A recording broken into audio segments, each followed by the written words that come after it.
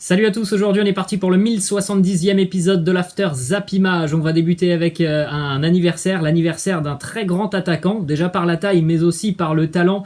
Il va encore faire parler de lui pendant de nombreuses années. Il fête aujourd'hui ses 21 ans. Erling Haaland, l'attaquant norvégien du Borussia Dortmund, fête ses 21 ans. C'est assez hallucinant hein, déjà la maturité qu'il a sur le terrain à l'âge de 21 ans. Ensuite on poursuit les amis du côté de l'Olympique lyonnais avec une petite image de la nouvelle coupe de Lucas Paqueta, le milieu de terrain brésilien de l'OL. Il va falloir s'adapter au blond platine pour Lucas Paqueta. Ensuite, une information qui concerne Peter Bosz, le nouvel entraîneur de l'Olympique lyonnais, qui aurait demandé 2 renforts à Juninho, son directeur sportif. Alors premièrement, un nom dont on avait déjà parlé il y a 3 semaines, un mois, le portier de l'Ajax Amsterdam, André Onana. Mais Peter Bosz souhaiterait aussi l'arrivée d'un attaquant d'envergure. Pour le moment, pas de noms qui sont sortis sur cette piste de l'attaquant recherché par l'Olympique lyonnais. Ensuite, une information qui concerne l'avenir d'Oussem Aouar.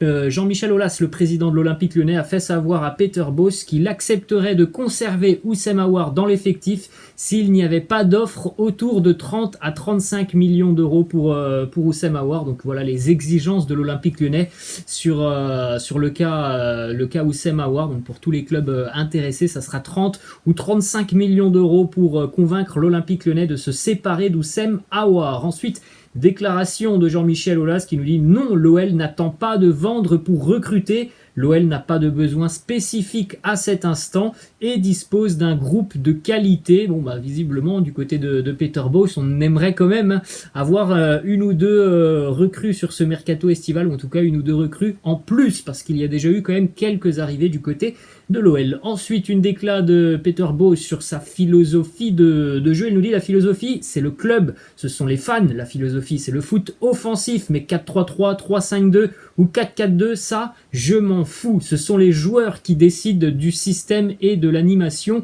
qu'on lui donne. Ensuite, on prend la direction de Marseille avec 3 nouveaux joueurs de l'Olympique de Marseille qui font leur apparition dans le groupe de l'OM. On aura donc ce soir la présence de Matteo Guendouzi, William Saliba et Luan Pérez. L'OM affronte Braga ce soir à 21 h. Ça sera du côté du Portugal. Si vous voulez voir le match, il sera sur Canal+, Canal+ Sport. Donc s'il y a des abonnés Canal, n'hésitez pas à regarder ce match de préparation de l'OM ce soir face à un bel adversaire, hein, le Sporting Braga. Ensuite, on enchaîne avec cette information qui concerne le dossier Paul Lirola, selon Fabrizio Romano, quelqu'un qui est toujours très très bien informé hein, sur le marché des transferts. Tout est bouclé pour le transfert donc, de Paul Lirola du côté de l'Olympique de Marseille. Les négociations auraient abouti entre l'OM et la Fiorentina. D'ailleurs, une petite image assez drôle. Hier, la Fiorentina jouait un match amical qui était diffusé sur Twitch et le club florentin a passé son chat réservé exclusivement aux followers de la FIO suite aux nombreux hashtags FreeLirola et messages des supporters de l'OM sur le live. Ils étaient énormément de supporters de l'OM à laisser ce hashtag FreeLirola sur le live donc de la Fiorentina qui a donc passé le chat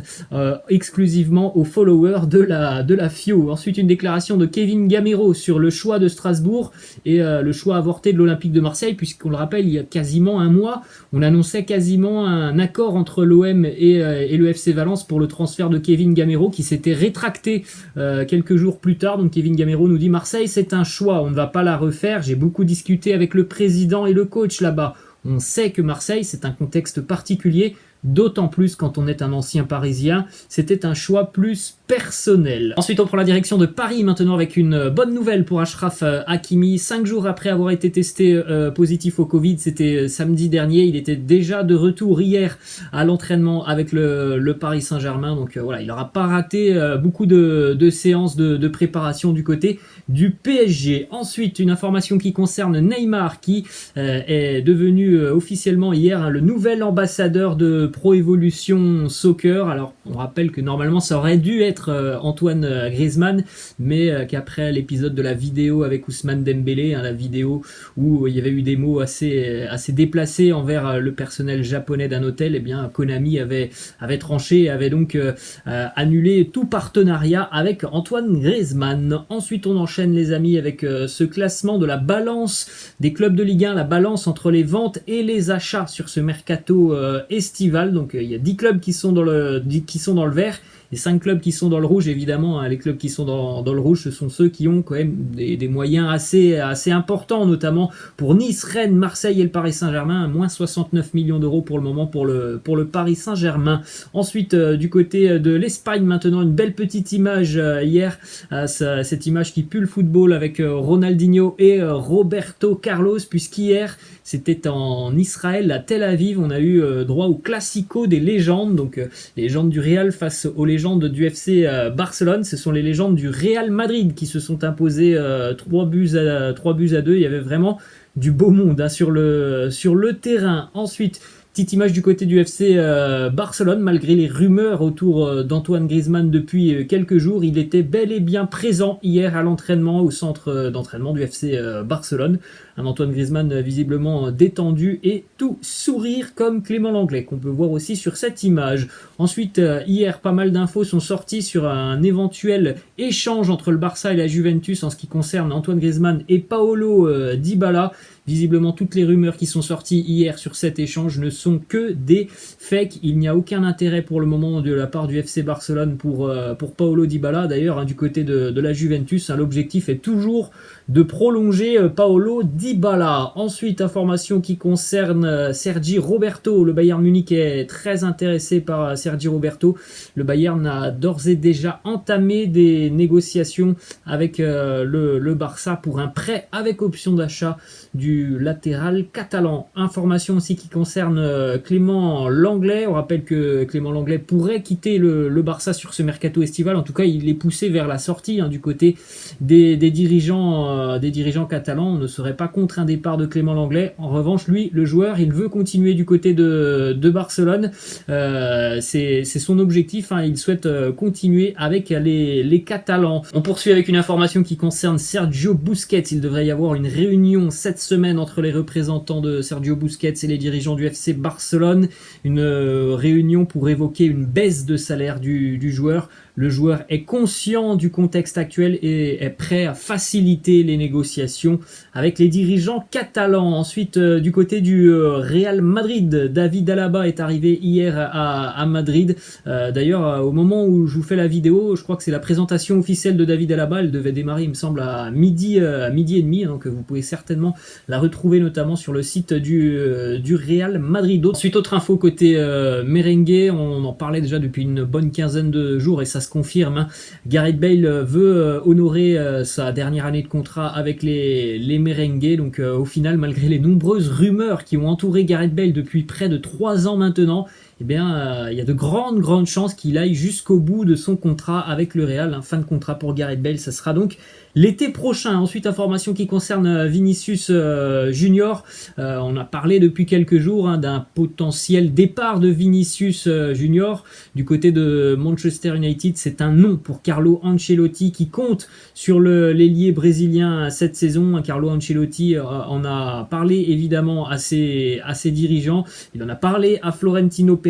Il veut conserver le Brésilien dans son effectif. Donc visiblement, la porte est fermée. Il n'y aura pas de départ de Vinicius Junior. Ensuite, une information qui concerne le jeune Bryan Gil, joueur du FC Séville, qui l'année dernière a été prêté à Eibar. Il devrait s'engager du côté de Tottenham en Angleterre. On parle d'un échange entre le FC Séville et Tottenham. Séville recevra 25 millions d'euros plus Eric Lamela. Et dans le même temps, Bryan Gil, évidemment, s'engagera du côté de Tottenham. Bryan Gil est un joueur assez à l'aise techniquement. Regardez ce classement des meilleurs dribbleurs U21 dans les 5 grands championnats la saison dernière. On a le leader de ce classement qui évolue en Ligue 1, Jérémy Doku, l'ailier rennais. On a Jadon Sancho aux 2e position et le jeune Bryan Gil aussi qui est présent en 3e position. Un joueur très à l'aise techniquement, très fin techniquement, toujours très juste. Après, j'ai un petit peu peur que pour Bryan Gil, du côté de l'Angleterre, ça soit pas vraiment la même limonade parce que c'est un joueur qui est quand même assez frêle hein, et l'intensité physique de la Première Ligue, j'ai un petit peu peur quand même pour le jeune Bryan Gil. Ensuite, une information du côté de l'Atlético Madrid et ça c'est une mauvaise nouvelle pour les Colchoneros. Champion d'Espagne, Stefan Savic, le défenseur monténégrin, s'est malheureusement blessé. Il est touché au niveau du quadriceps. Le défenseur sera absent plusieurs semaines et il devrait aussi manquer la reprise du championnat de Liga le 15 août face au Betis Séville. Ensuite, direction l'Italie, on en parlait tout à l'heure, de Paolo Dybala. On regarde les records de Paolo Dybala lorsqu'il était donc avec la Juventus sous Max Allegri. Donc il y a quelques années, il était numéro 1 en nombre de buts marqués, numéro 1 en passes décisives, numéro 1 en tir, numéro 1 en passes clés, numéro 1 en dribble, numéro 1 en occasion créée. Donc évidemment, le retour de Max Allegri pourrait être plus que bénéfique pour Paolo Dybala. Ensuite, on enchaîne du côté de l'Atalanta Bergame, présentation des 2 nouveaux maillots de l'Atalanta. Il y aura aussi un 3e maillot pour l'Atalanta. En tout cas, là, on a le maillot domicile et le maillot extérieur pour la DA. Direction la Roma maintenant avec les méthodes de travail de José Mourinho qui a décidé de filmer les entraînements de son équipe avec un drone. Il a même aussi installé un écran géant au centre d'entraînement pour montrer en direct aux joueurs les erreurs qu'ils font. Voilà les méthodes de José Mourinho, des méthodes assez révolutionnaires, utilisation d'un drone, et puis vous le voyez, hein, cette image, écran géant, où donc on voit notamment le positionnement des joueurs et les erreurs qu'ils ont pu commettre. Ensuite, déclaration de Brahim Diaz qui vient donc d'arriver du côté de l'AC Milan. Il nous dit: je suis très heureux d'être de retour dans ce grand club, je suis content de ce que nous avons accompli la saison passée, une nouvelle saison commence et je vais donner le meilleur de moi-même car ces couleurs méritent qu'on donne toujours notre maximum. Je pense qu'on est tous heureux de revoir l'AC Milan en Champions League. Ensuite, du côté de l'Angleterre, cette fois-ci, ça concerne Manchester United et selon plusieurs quotidiens anglais et notamment le Manchester Evening News, Dean Anderson pourrait devenir le numéro 1 des Red Devils la saison prochaine. Il pourrait remplacer donc David De Gea, titulaire hein, du côté des Red Devils depuis de nombreuses années. Ensuite, une petite image de Jesse Lingard qui a partagé sur son compte Instagram son programme détaillé appelé Jesse 2.0, un programme qui a été établi aussi avec son préparateur physique, l'anglais. Il a inscrit notamment ses objectifs pour retrouver une forme parfaite avec pas mal de mots-clés. Il y a aussi inscrit ses objectifs comptables sur la prochaine saison avec des buts et des passes décisives. Il a envie de retrouver évidemment une place de titulaire avec les Red Devils de Ole Gunnar Solskjaer. Ensuite, on prend la direction de Liverpool, puisque du côté de Liverpool, il va y avoir des choix importants à faire sur toute cette saison, puisque regardez cette liste des joueurs qui n'ont plus que 2 ans au maximum de contrat avec les Reds. Jordan Henderson, Virgil van Dijk, Roberto Firmino, Mo Salah, Sadio Mané, Fabinho, tous ces joueurs n'ont plus que 2 ans de contrat, voire même moins pour certains avec les Reds de Liverpool. Donc il y aura des choix à faire du côté des Reds parce que là ce sont quand même des éléments clés de l'effectif, prolongation ou départ. L'avenir nous le dira. Ensuite, une petite information qui concerne l'Angleterre lors de l'Euro. Il a été titulaire jusqu'en finale face à l'Italie. Luke Shaw, qui a d'ailleurs marqué face à l'Italie. Eh bien, on a appris hier qu'il a joué quasiment tous les matchs à élimination directe avec plusieurs côtes cassées, puisqu'il s'était cassé les côtes face à l'Allemagne. C'était en 8e de finale. Donc, sacré guerrier quand même, Luke Shaw. Ensuite, direction l'Allemagne. Une information qui concerne Kingsley Coman, qui touche actuellement un salaire de 12 millions d'euros bruts, mais il veut gagner le même montant net. Et là, ça pose problème évidemment du côté du Bayern. Son agent Pini Zahavi a prévenu le club. Si le club n'accepte pas sa demande, il partira libre comme l'air l'année prochaine. Je ne sais pas si c'est la bonne méthode de mettre la pression sur le Bayern Munich. Le Bayern, c'est pas un club qui se soumet aux exigences de ses joueurs. Et on va terminer les amis cet After Zap Image avec ce petit tableau très sympa des meilleurs passeurs décisifs du 21e siècle. Et on a donc Léo Messi en tête,